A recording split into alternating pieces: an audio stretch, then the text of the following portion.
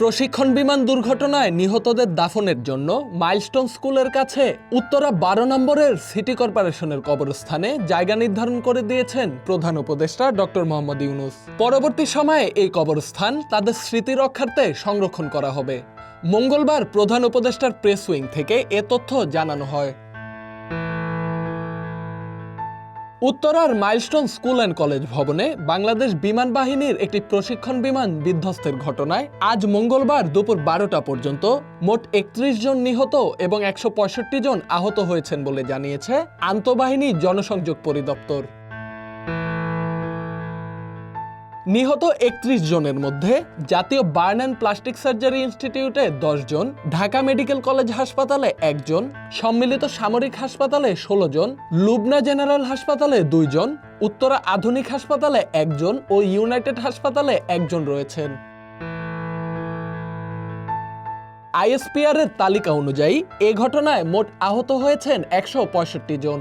তাদের মধ্যে কুয়েত বাংলাদেশ মৈত্রী হাসপাতালে 8 জন, বার্ন ইনস্টিটিউটে 46 জন, ঢাকা মেডিকেল কলেজে 3 জন, সিএমএইচে 28 জন, লুবনা জেনারেল হাসপাতালে 13 জন, উত্তরা আধুনিক হাসপাতালে 60 জন, উত্তরা ক্রিসেন্ট হাসপাতালে 1 জন, শহীদ মনসুর আলী মেডিকেল কলেজ হাসপাতালে 1 জন, ইউনাইটেড হাসপাতালে 2 জন এবং কুর্মিটোলা জেনারেল হাসপাতালে 3 জন চিকিৎসাধীন রয়েছেন।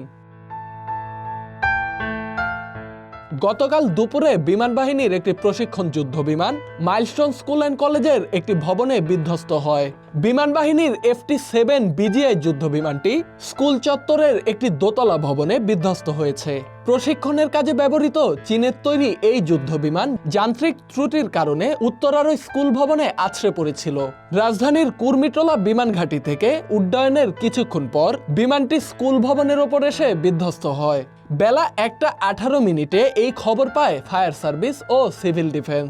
বিমান বিধ্বস্ত হওয়ার পরপরই আগুন ধরে যায় স্কুল ভবনে। তখন দগ্ধ শিশুদের আর্তনাদ, সন্তানের খোঁজে পাগলপ্রায় বাবা মা ও স্বজনদের আহাজারিতে ভারী হয়ে ওঠে চারপাশ।